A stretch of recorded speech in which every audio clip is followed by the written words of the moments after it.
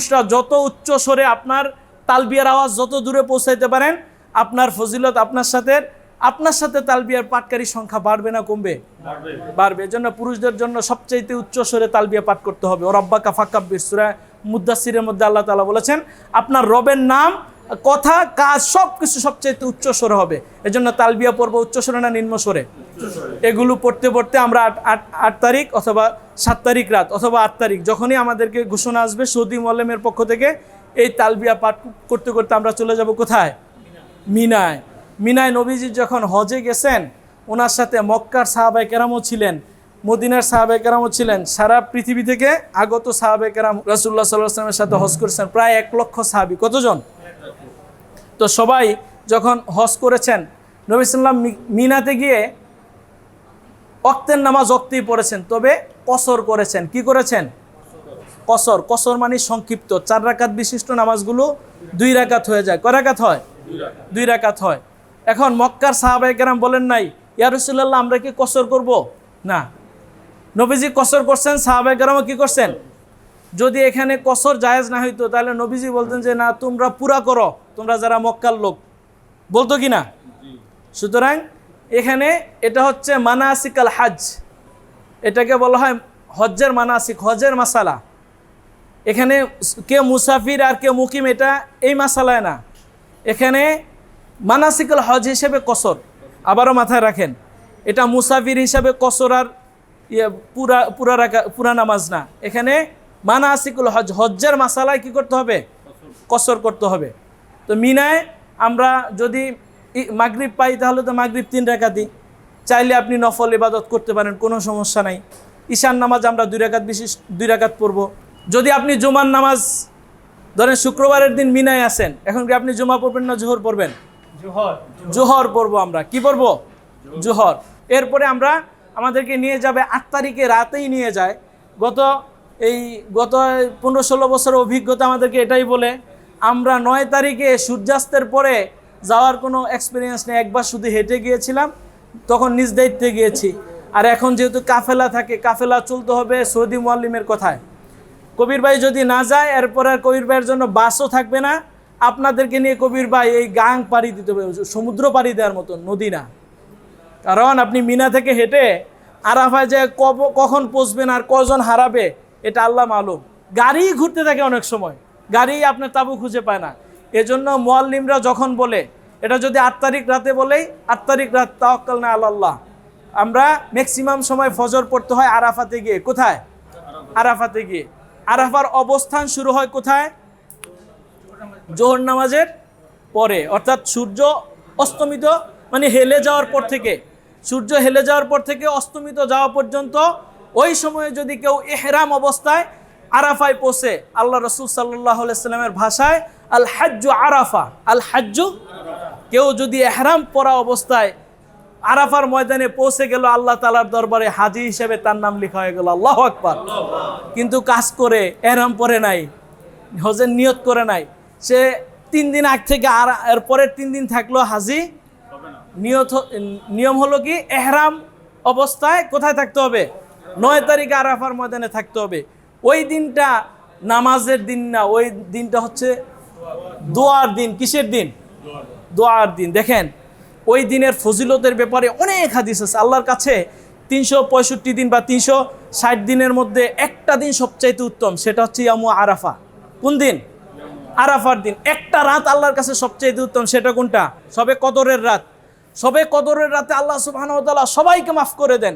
দোয়াও শিখাই দিয়েছে, ইন্নাকা আফুবুন তুহিব্বুল আফওয়া ফাফু আন্নি বা ফাফু আন্না। আল্লাহ আপনি ক্ষমা করতে ভালোবাসেন, আপনি ক্ষমা করা মহৎ গুণ, আপনি আমাকে মাফ করে দেন, আপনি আমাদেরকে মাফ করে দেন। এই দোয়া সবে কদরের রাতে শিখাই দিছে। ঠিক আল্লাহ সুবহানাহু ওয়া তাআলা আরাফার দিনে যারা এই যে বিভিন্ন ভাষাভাষী মানুষগুলোকে একসাথে করে এনে এক জায়গায় একত্রিত করে সবাই তার ভাষা চায়। আপনি কারো কারো ভাষা যদি শুনেন আপনি হাসবেন। যখন কেরালার লোকেরা কত এরকম বলে, আপনার কাছে কিচ্ছু বুঝবেন না। আবার আফ্রিকার লোকরা এরকম কথা বলে, সে তার ভাষায় তাকে বুঝাচ্ছে। আমি যে বাংলা ভাষায় কথা বলি, সে এটা শুনে হাসে। এটা এই যে বিভিন্ন ভাষার মানুষ একসাথে হয়ে আল্লাহর কাছে মাপ চায়, আল্লাহ তাআলা মাফ করে দেন, বলে আল্লাহু আকবার। ওই দিন শয়তান সবচাইতে বেশি গুমরা থাকে। হাদিস শরীফে আসছে, আল্লাহ রাসূল সাল্লাল্লাহু আলাইহি সাল্লাম বলেছেন, আরাফার দিন শয়তান সবচাইতে বেশি মনমরা হয়। সাহাবায়ে কেরাম জিজ্ঞেস করলেন, ইয়া রাসূলুল্লাহ, কারণ কি? তখন আল্লাহ রাসূল সাল্লাল্লাহু আলাইহি সাল্লাম বললেন, শয়তান একটা মানুষের পিছনে ফজরের আগে পা টিপা শুরু করে। এরকম ঘটনাটা এরকম আসে না যে একটা মানুষের পিছনে সে বছরের পর বছর মেহনত করে জাহান্নামের দ্বার প্রান্তে নিয়ে গিয়েছে, সে সফলতা দেখতে পাচ্ছে যে আমি আল্লাহর গোলামকে জাহান্নামে পৌঁছে দিব। শেষ বয়সে সে 30 বছর, 40 বছর, 50 বছর, 70 বছর বয়সে এসে কোনো না কোনো কারণে, হয় ছেলেরা পাঠাচ্ছে, না নিজের পেনশনের টাকা দিয়ে, অথবা আল্লাহ কোনো না কোনোভাবে তাকে আইনা এই আরাফায় পৌঁছাইলো। আর সে আইসা হুজুরের কথা শুনে হোক, নিজের অনুভূতি দেখেই হোক, সবাই যখন কান্দে, অনেকে আসে না, ধরেন ওয়াজ নসিহত ভাল লাগে না, অমুক বক্তাকে পছন্দ না, এই কবির ভাই কি মানুষ, তার কথা পছন্দ না, সবসময় একটা বিটখিটা মন নিয়ে থাকে। তো আরাফাতের ময়দানে যখন পড়ছে, সবাই দেখে যে আকাশের দিকে তাকায় চোখের পানি ফালায় ফেল ফেল করে কান্দে, তার সাথে কথা বলার মতো আর কেউ নাই। তখন সে নিজেই মনের অজান্তে হাত দিল, বলে আল্লাহ, আমিও তো গুনাহ করছি, আমাকে মাফ করে দাও। আল্লাহু আকবার বলেন। আল্লাহ আরশে আজিমে বসে ফেরেশতাদেরকে বলে, ফেরেশতারা, তোমরা দেখতেছো আরাফার ময়দানে কি হচ্ছে? বলবেন, হে আল্লাহ। বলে, কি দেখছো? আল্লাহ কি দেখে না? আল্লাহ দেখেন কি না? আল্লাহ দেখেন। তারপরে ফেরেশতাদেরকে শুনতে ভালোবাসেন, কারণ তাদের সাথে পরামর্শ করেছিলেন আগে, মানুষ বানানোর আগে। বলবেন, আল্লাহ, আপনার কিছু বান্দারা সেখানে কান্নাকাটি করে। তো আল্লাহ বলবেন, কি জন্য কান্নাকাটি করে? তো আল্লাহ ফেরেশতারা বলবেন, তারা আপনার কাছে গুনাহ মাফের আশায়, আপনার জান্নাত পাওয়ার আশা, জাহান্নাম থেকে মুক্তির আশায় তারা কান্নাকাটি করে। আল্লাহ বলবেন, ফেরেশতারা তোমরা বলে তো, তারা কি আমাকে দেখেছে? ফেরেশতারা বলবেন, না। আমার জাহান্নামের শাস্তি বা জাহান্নাম দেখেছে? ফেরেশতারা বলবেন, না। আমার জান্নাতের নিয়ামত, শুকরাজে, এগুলো কি তারা দেখেছে? ফেরেশতারা বলবেন, না। আল্লাহ তাআলা বলবেন, ফেরেশতারা, আকাশের ফেরেশতারা, তোমরা সাক্ষী থাকো, যারা আমাকে দেখে নাই, জান্নাত জাহান্নাম দেখে নাই, না দেখে আমার রাসূলের কথা শুনে, আমার রাসূলের কথা বিশ্বাস করে, কোরআনের কথা বিশ্বাস করে, যারা আজকে আরাফার ময়দানে আমার ক্ষমার আশায় কান্নাকাটি করছে, আমি তাদের সবাইকে মাফ করে দিলাম, বলে আল্লাহু আকবার। এই আল্লাহর এক ঘোষণায় আল্লাহ এত লক্ষ লক্ষ মানুষকে মাফ করে দিবেন, শয়তান গুমরা হয়ে যায়। কি করলাম? এত বছর ধরে ফজরের আগে পা টিপে টিপে যাকে ঘুম পাড়ায় ফজরের নামাজ নষ্ট করে দিয়েছি, এই লোকটাকে দিয়ে কত অপকর্ম করাইছি, কত নারী দর্শন করিয়েছি, পরের হক নষ্ট করিয়েছি, ঘুষ খাওয়াইছি, সুদ খাইয়েছি, মানুষের উপর জুলুম করাইছি। মোটামুটি নিশ্চিত ছিলাম সে মারা গেলেই জাহান্নাম ছাড়া তার কোনো গতি নাই। আর আজকে আইসা এখানে মানে একটু অনুভূতি নিয়ে আল্লাহর কাছে হাত তুললে আল্লাহ মাফ করে দিলেন। এজন্য শয়তান সবচাইতে গুমরা থাকে। মনে রাখবেন আল্লাহর মেহমানগণ, ওই দিনটা হচ্ছে দোয়ার দিন। ওই দিনটা কিসের দিন? গল্প গুজবে যেন আমাদের সময় নষ্ট না হয়। যদি ফজরের পরে আমরা ওখানে পৌঁছে যাই, ফজরের নামাজ পড়ার পরে প্রত্যেকেই মহিলারা মহিলাদের ওয়াশরুমে গিয়ে পবিত্রতা অর্জন করে নেবেন, ওযু গোসল করে নেবেন। পুরুষরা পুরুষের ওয়াশরুমে গিয়ে গোসল করে নেবেন। সুন্দর ভাই বলেছেন যে 2 সেট বা 3 সেট এহরামের কাপড়, ওই দিন নতুন একটা এহরামের কাপড় পরবেন। ওই দিন নতুন একটা এহরামের কাপড় পরে কি খাবার আসলো না আসলো ওইদিকে তাকানোর আমাদের কি নাই, সুযোগ না। ওই দিনই আমাদের মূল দিন। ওই দিন যদি গুনাহ মাফ করাইতে না পারেন, গুনাহ মাফের আর কোনো সম্ভাবনা। আল্লাহ রাসূল সাল্লাল্লাহু আলাইহি ওয়াসাল্লাম বলেছেন, হাজ্জুল মাবরুরু লাইসা লাহুল জাযাউ ইল্লাল জান্নাহ। যার হজ কবুল হয়ে যাবেন, আল্লাহ সুবহানাহু ওয়া তাআলা তাকে জান্নাত ছাড়া আর কোনো প্রতিদান দেবেন না, অর্থাৎ তার প্রতিদান হচ্ছে জান্নাত, বলে আল্লাহু আকবার। আরেকটা হাদিসে আসছেন, আল্লাহ রাসূল সাল্লাল্লাহু আলাইহি ওয়াসাল্লাম বলেছেন, যে ব্যক্তির হজ কবুল হয়ে যাবে সে বাড়িতে ফিরবে এভাবে, রজা আকা ইয়াউমিন ওয়ালাদাতহু উম্মুহ, সে এভাবে বাড়িতে ফিরে আসবে যেন সে মায়ের পেট থেকে এইমাত্র সদ্য ভূমিষ্ঠ হওয়া একটা সন্তান, বলি আল্লাহু আকবার। আল্লাহ তাআলা যেন আমাদেরকে নিষ্পাপ বানায় আবার আমাদেরকে দেশে ফিরান। আমাদের হজ যেন আল্লাহ তাআলা হজ্জে মাবরুর হিসেবে কবুল করেন। এহরাম বাঁধা, এহরাম আমরা তাকবীরে তাহরিমা পড়ি কোন সময়? নামাজের সময়। তাকবীরে তাহরিমা পড়ার পরে আমাদের আর কোনো কি থাকে না, কথা বলার অপশন থাকে না। এখন আপনি অজু করলেন, জানামাজ বিছাইলেন, কেবলামুখী হইলেন, আল্লাহু আকবার বলেন নাই, নামাজে ঢুকছেন? ঢুকছেন কিনা? ঢুকি না। আমাদের হজের এহরামের কাপড় পরলেন, অজু করলেন, সব কিছু পরলেন, কিন্তু আপনি হজের নিয়ত করেন নাই, আপনি এখনো মুহরিম হন নাই। আমি কি বুঝাইতে পারছি? পোশাক পরা থাকলে আপনি মুহরিম না। এহরামের জন্য পোশাক একটা অনুষঙ্গ মাত্র। আপনি যে একটা ইজার পরলেন, পুরুষ যারা একটা সেলাইবিহীন কাপড় পরলেন, নিচে লুঙ্গির মতো পরলেন, ধুতির মতো পরলেন, উপরে একটা গায়ে দিলেন, অন্য সব পোশাক খুলে ফেললেন, আপনি এখনও কি হন নাই? মুহরিম হন নাই। বুঝাইতে পারছি কিনা? এ পোশাকের নাম এহরাম না। আপনি কোনো কারণে পোশাক পান নাই, মিকাত অতিক্রম করার আগে আপনি মুখে নিয়ত করে ফেলছেন আপনি মুহরিম, কিন্তু সেলাইবিহীন কাপড় পরিধান না করার কারণে আপনাকে দম দিতে হবে। সেলাইবিহীন পোশাক পরা ওয়াজিব, সেলাইবিহীন পোশাক পরা কি? আর নিয়ত করা ফরজ। এহরাম বাঁধা কি ফরজ। ছুটে গেলে উমরা হবে না, হজ হবে না। আর আপনি পোশাক পরতে পারেন নাই কোনো কারণে, অনেকে আছে পোশাক বুকিংয়ে দিয়ে দিছে, এখন আর এহরাম পরার কথা মনে নাই, তখন আমরা বলি যে আপনি নিয়ত করে নেন, একটা দম দিয়ে দিবেন, হয়ে যাবে। কিন্তু আপনি নিয়তই করলেন না কোনো কারণে, ঘুমাই রইলেন, বিমান মিকাত অতিক্রম করে ল্যান্ড করে ফেলছে, আপনি নিয়ত করেন নাই, আপনার উমরা চাইলেও টাকা দিয়েও করতে পারবেন, দম দিলেও হবে। তাহলে ইহরামের নাম হচ্ছে পোশাকের পাশাপাশি নিয়ত করা। পোশাকের পাশাপাশি নিয়ত করা কি ইহরাম। হারাম অর্থ হচ্ছে দুইটা। হারামের অর্থ কয়টা? একটা অর্থ হচ্ছে পবিত্রতা। হারাম মানে পবিত্র। হারাম মানে কি? কাবা শরীফকে অপবিত্র না পবিত্র? এটার নাম হারাম শরীফ বলে না? আবার ধরেন কুকুরের মাংস খাওয়া হারাম, এটা অপবিত্র না পবিত্র?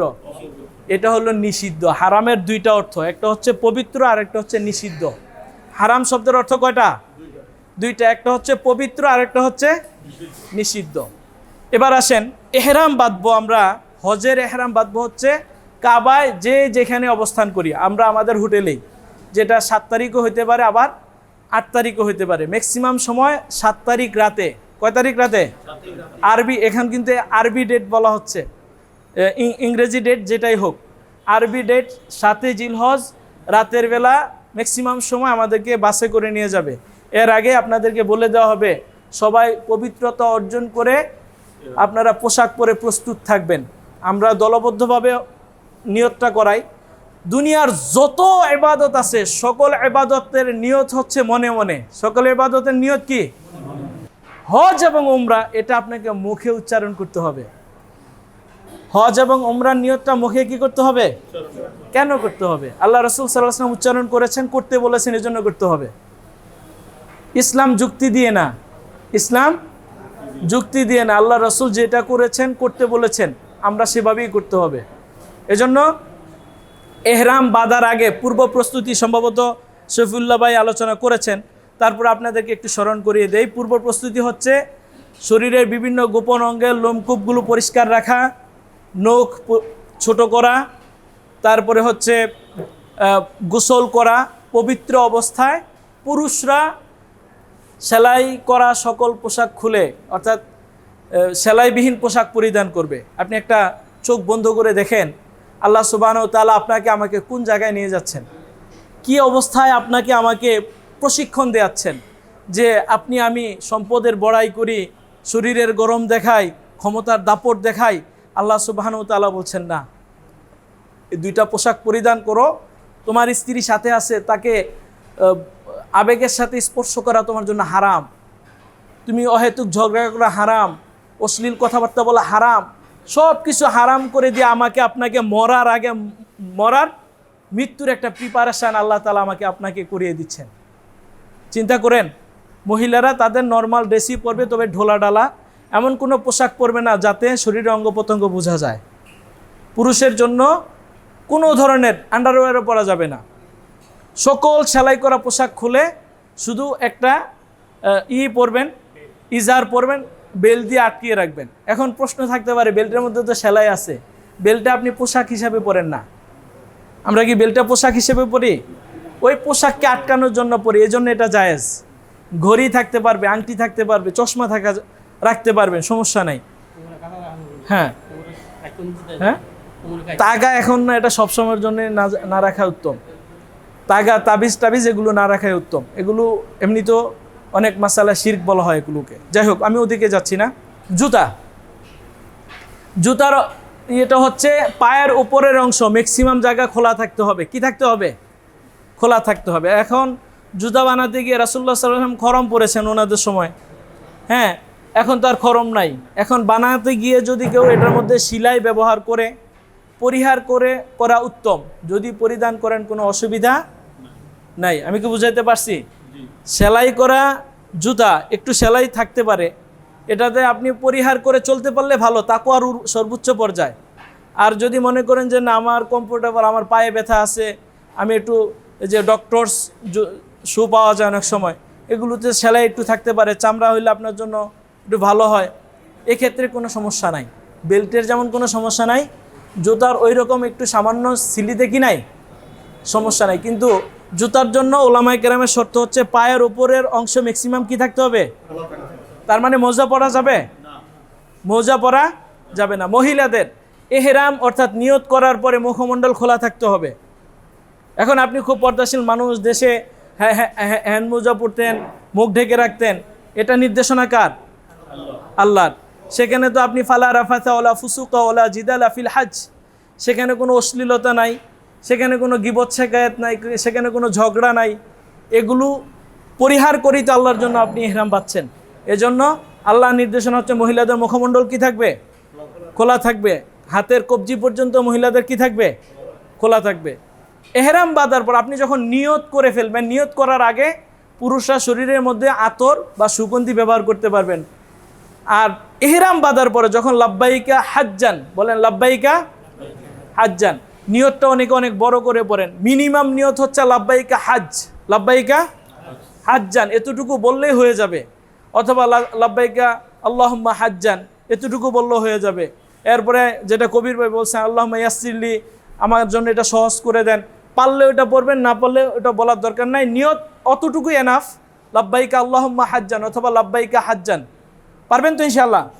উমরার নিয়ত হচ্ছে লাব্বাইকা উমরাতান, লাব্বাইকা আল্লাহুম্মা উমরাতান, এতটুকু পড়লে হয়ে যাবে। কেউ যদি কারো পক্ষ থেকে হজ অথবা উমরার নিয়ত করতে চান, তাহলে তিনি নিয়ত করবেন লাব্বাইকা আল্লাহুম্মা হাজ্জান আন বলে, বাবার নাম বলেন বা মায়ের নাম বলেন, যার নামে করবেন তার নাম বলবেন।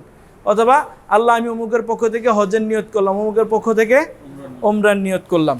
হজের কার্যক্রম শুরু হবে মক্কা থেকে। হজের কার্যক্রম শুরু হবে কোথায়? মক্কা থেকে। তার আগেও একটু কথা না বললেই নয়, যে যেহেতু আপনাদের উমরা শেষ, আপনারা প্রায় 1 মাসের কাছাকাছি সময় সেখানে থাকবেন, তো সেই সময়টা কি আপনি চাইলে উমরা করতে পারবেন? যদি করেন তাহলে কোথা থেকে করবেন, এরকম একটা জল্পনা কল্পনা আমাদের মধ্যে থাকে। তো আয়েশা মসজিদ নিয়ে একটা কথা আছে। আয়েশা মসজিদে এটা হচ্ছে আদনাল হিল, হারামের একটা বাউন্ডারি আছে, শুধু মসজিদ না, মক্কার হারামের একটা বিশাল বাউন্ডারি আছে। সে আরাফার ময়দান থেকে শুরু করে জুরানা পর্যন্ত আয়েশা মসজিদ, এগুলো হচ্ছে হারাম বাউন্ডারি। যেমন ধরেন এটাকে আমরা বাইতুল মোকাররম বললেও, আমরা ওই এখানেও যারা গাড়িতে নামে যদি বলে বাইতুল মোকাররম নামবো, তো মঞ্জিল বাস ওখানে নামায় দেয়, আবার আইনা 0 পয়েন্টে নামায়, আবার ওখানেও নামায়। কিন্তু পুরাটাই ধরে হারামের একটা বাউন্ডারি আছে বিশাল। এই হারামের বাউন্ডারির ভিতরে যারা বসবাস করে, তারা যদি উমরা করতে চায়, তাহলে তারা কোন মিকাত থেকে এহরাম বাঁধবে? এই প্রশ্নের সমাধান আল্লাহ সুবহানাহু ওয়া তাআলার হাবিব মহানবী সাল্লাল্লাহু আলাইহি ওয়াসাল্লাম বলেছেন, যারা এর ভিতরে বসবাস করে তারা এহরাম বাঁধবে এই বাউন্ডারির বাইরে গিয়ে। এটা হতে পারে আয়েশা মসজিদ, হতে পারে আরাফার ময়দান, হতে পারে অন্য কোনো সাইড দিয়ে তারা সেখান থেকে এহরাম বেঁধে এসে উমরা করবে। আমি কি বুঝাইতে পারছি? তাহলে ওখান থেকে আয়েশা মসজিদ বা হারামের বাউন্ডারির বাহির থেকে এহরাম বাঁধবে কারা? যারা ওখানে বসবাস করে। এক কথায় আমরা আরবিতে যেটা বুঝি মুকিম, যারা ওখানকার মুকিম। এবার আসেন, যারা মুসাফির তারা কি করবেন? মুসাফির যারা, তারা তো আসার সময় একটা মিকাত পড়ে। মিকাত আছে 5টা। কয়টা? মদিনা থেকে আসতে একটা যুল হুলাইফা নামক মিকাত পড়ে।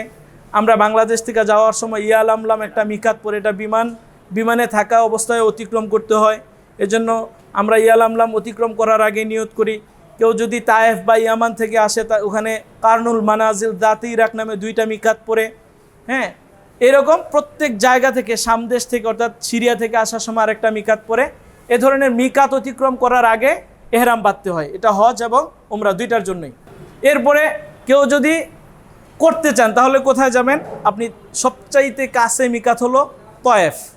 তায়েফে গেলে 1 থেকে 2 ঘন্টা সময় লাগবে যাওয়া আসা মিলিয়ে। টাকাও খরচ হবে মাত্র 50 থেকে 60 রিয়াল।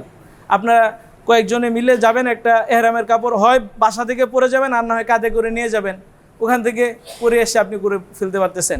বাংলাদেশ থেকে এহরাম পরে গিয়ে উমরা করলে যে সওয়াব, তায়েফ থেকে করে আসলে যদিও কাছে, কিন্তু এটা মিকাত, সেখান থেকে আসলে সেম সওয়াব। তবে যেহেতু আপনারা মুকিম হয়ে যাবেন, চাইলে আয়েশা মসজিদ ব্যবহার করতে পারেন ইনশাআল্লাহ। আমাদের নিয়তটাকে পরিশুদ্ধ করতে হবে। আমি কি আমার পোস্টারে আলহাজ লেখার জন্য যাচ্ছি? মসজিদ কমিটিতে সভাপতির পদটা আগামীতে আমাকে নিতেই হবে, এজন্য হজ না করলে হবে না, এই জন্যই হজে যাচ্ছি? নাকি আমার বেয়াই গত বছর হজ করেছে, মেয়ের শ্বশুর হজ করে ফেলেছে, আমি ছেলের বাপ হয়ে যদি হজ না করি এটা কেমন দেখা যায়? আমার ছোট ভাই হজ করেছে, আমি যদি না করি এটা কেমন দেখা যায়?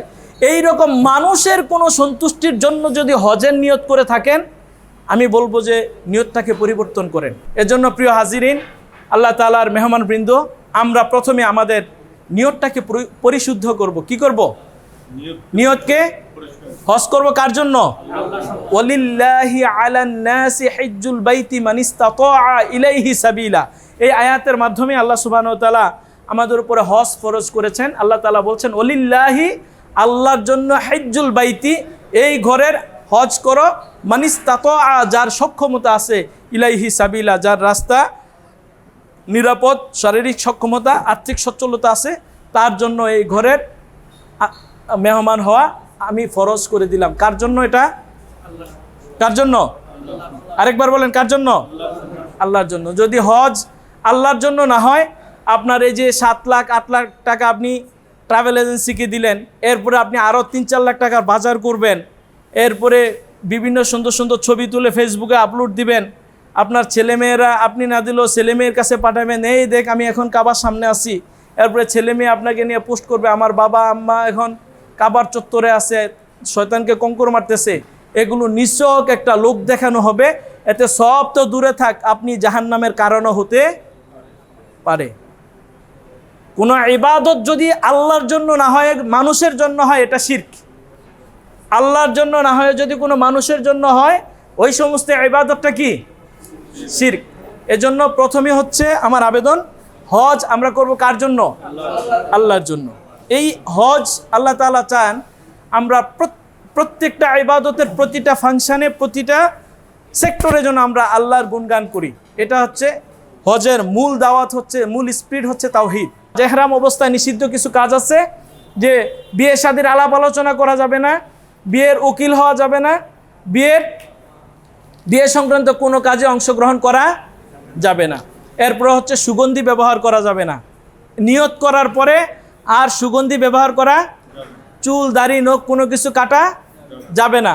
তারপরে কোনো শিকারীকে ইশারা করা যাবে না। এই যে কবুতর চত্বরের পাশ দিয়ে আপনারা হেঁটে আসবেন, আপনি আসতেছেন কাবা তাওয়াফ করতে, এহরাম অবস্থায় আছেন, আপনার সামনে কবুতর সুন্দর করে তাড়ায় দিলেন, এটা করা যাবে না, এটা শিকারী। অথবা একটা বিড়াল, কবুতর একটা নিয়ে দৌড় দিচ্ছে, আপনি দেখাই দিলেন, এই যে বিড়ালটাই দেখে গেল, ইশারাও করা যাবে না। এটাকে বলা হয় কোনো শিকার ধরা যাবে না, শিকারীকে ইশারাও করা যাবে না, কোনো প্রাণী হত্যা করা যাবে না, কোনো গাছের ডালপালা ছিঁড়া যাবে না। তাহলে করব কি? প্রশ্ন আসে না? করাটা কি? আপনার আমার একটাই কাজ, সেখানে লাব্বাইক আল্লাহুম্মা লাব্বাইক, লাব্বাইক লা শারীকা লাকা লাব্বাইক ইন্নাল হামদা ওয়ান নি'মাতা লাকা ওয়াল মুলক লা শারীকা লাক। এইটাকে মেমোরাইজ করতে হবে। এটা শুধু মাথায় মুখস্থ করে গেলেন, উচ্চস্বরে পড়লেন, এই জন্য না। এটা কি? এটাই হজ, এটাই হজের স্লোগান। এটাই কিসের স্লোগান? কেন আল্লাহ তাআলা এটা দিলেন?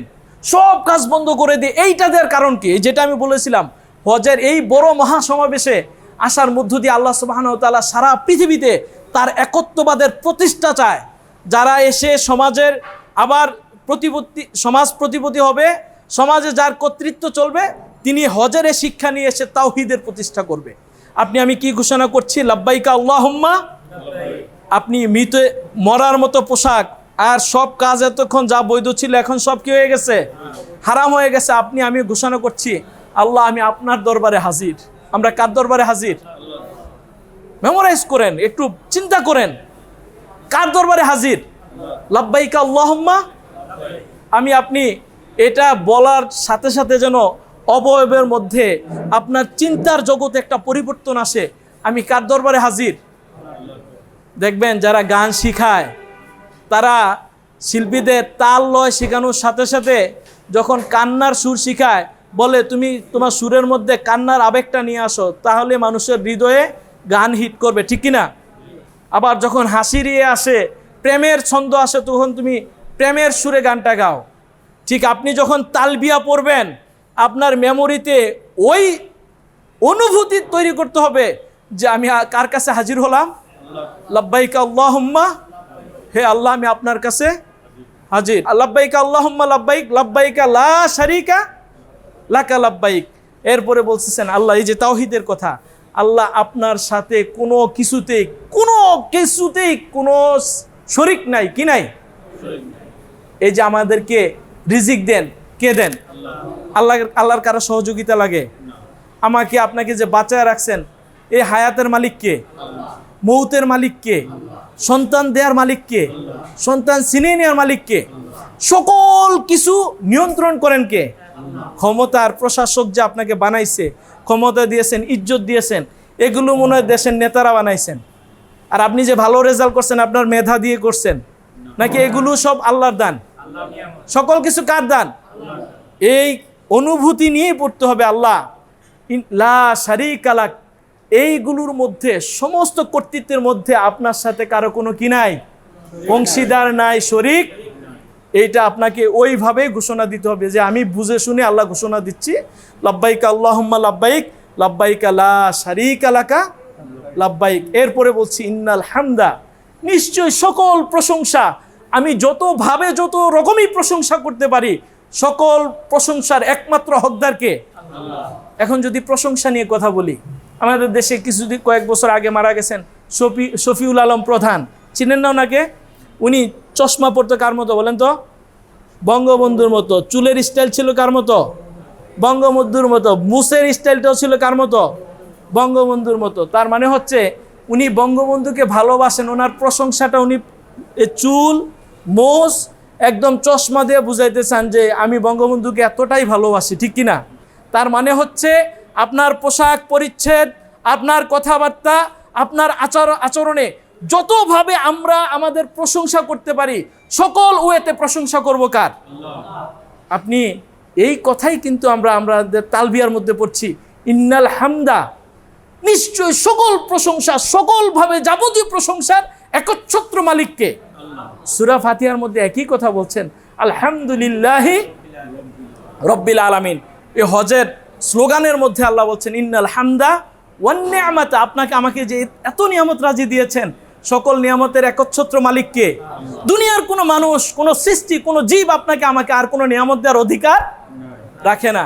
এইটাকে আপনাকে একটু অনুভূতির সাথে, আবেগের সাথেই ঘোষণা দিতে হবে, ইন্নাল হামদা ওয়ান নি'মাতা।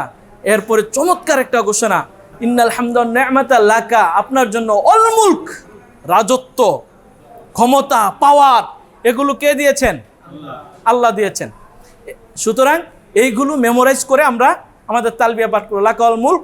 এরপর আবার ঘোষণা করছি প্রশংসা, নিয়ামত, রাজত্ব, এইগুলোর ক্ষেত্র আপনার সমকক্ষ, আপনার সাথে শরিক আর কেউ নাই। এগুলো বলেই কাজ হলে, তাহলে কিছু কাজ নিষিদ্ধ আর এই কাজ হচ্ছে আদিষ্ট, আমরা এই কাজগুলো করব। এই কাজগুলো করলে ফজিলত কি? আল্লাহ রাসূল সাল্লাল্লাহু আলাইহি ওয়াসাল্লাম বলেছেন, কোনো মুহরিম ব্যক্তি যখন তালবিয়া পাঠ করে, তার আশেপাশে মাদারিন ও হাজারিন, গাছপালা, পাথর, সবাই আপনার আমার সাথে তালবিয়া পাঠ করতে থাকে, সুবহানাল্লাহ বিহামদিহি।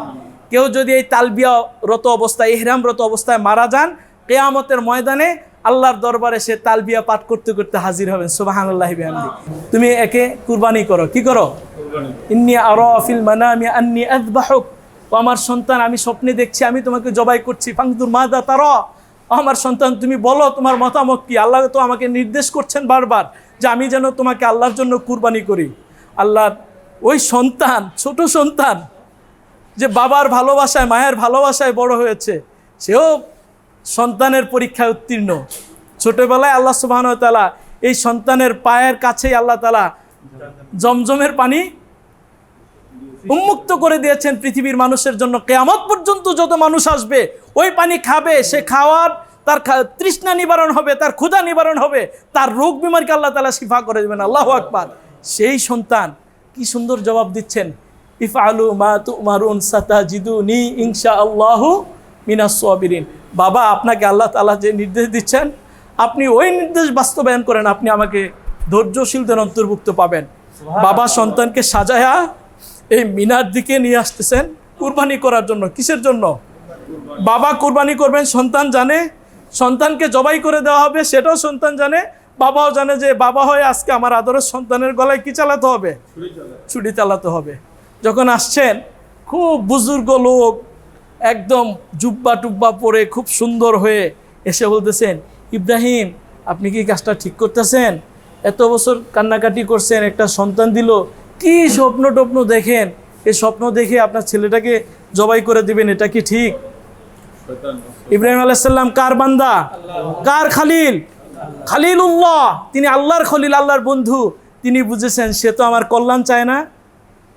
আবার ছেলেকেও বলে, তোমার বাবা খুব নিষ্ঠুর, তোমাকে কিন্তু কেটে ফেলা হবে, তোমাকে মেরে ফেলা হবে, তোমার বাবার সাথে যেও না।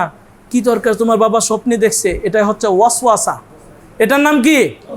আপনার আমার ভিতরে দেয় না?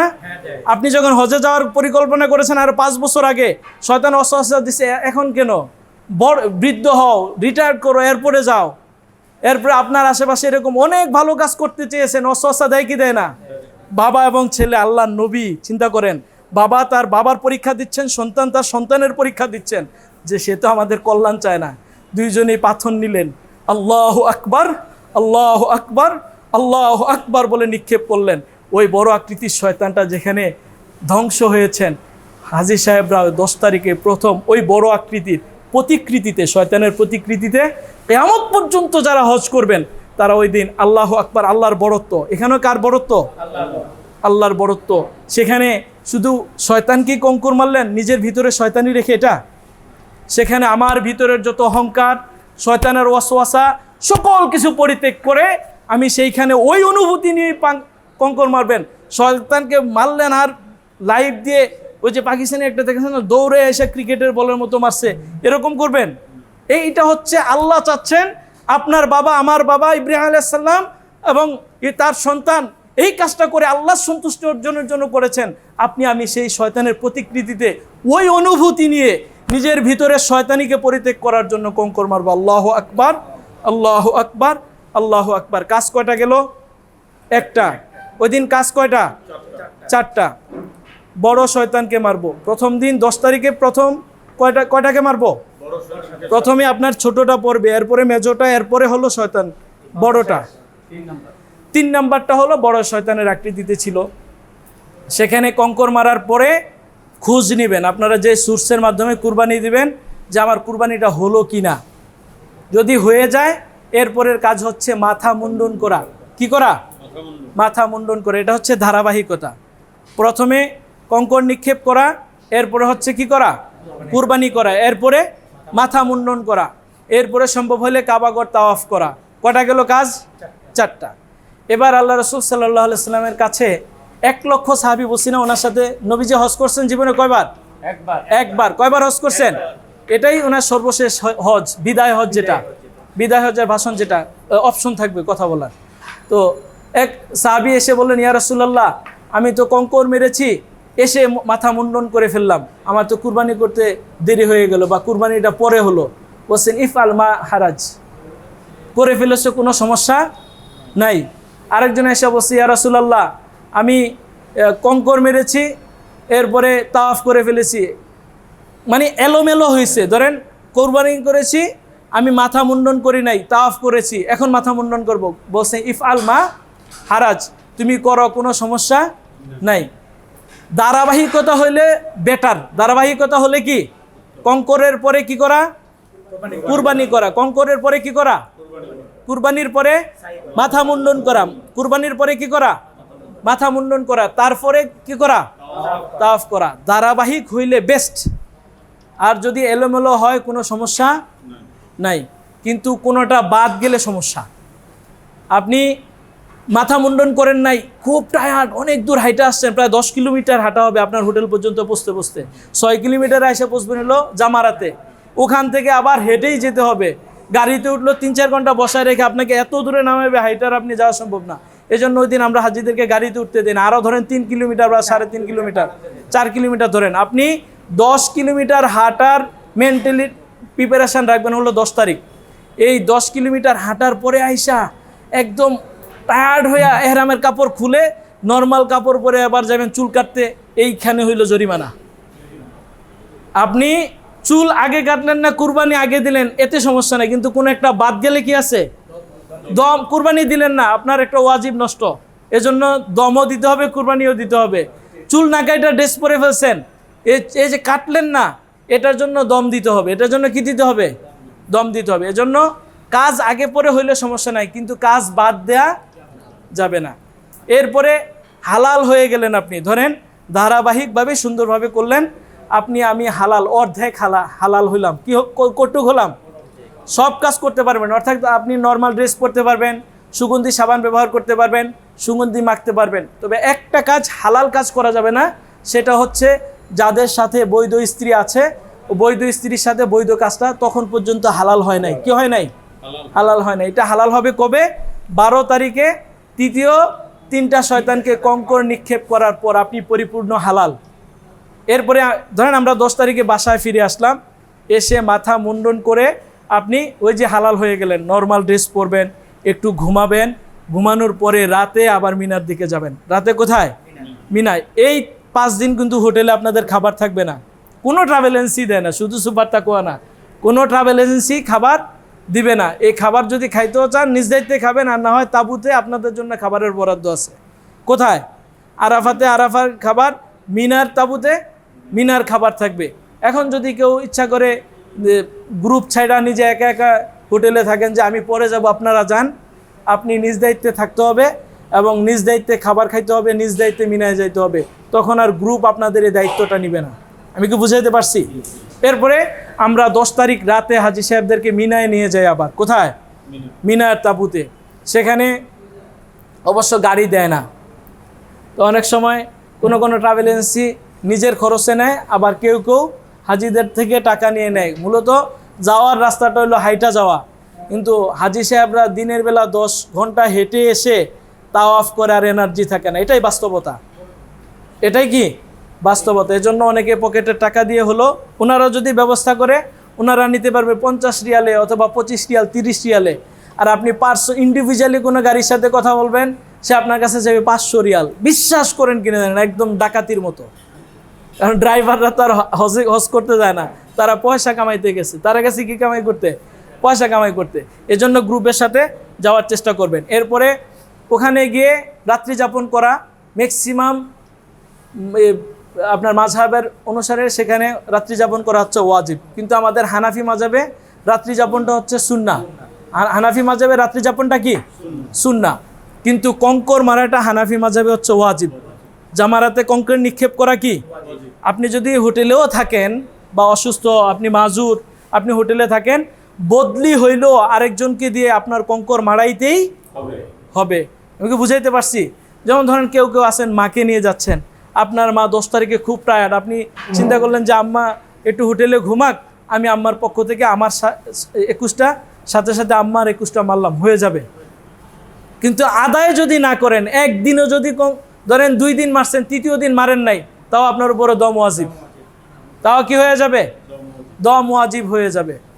এইভাবে করার পরে তাওয়াফের সাথে যদি সাই করে নেন আলহামদুলিল্লাহ।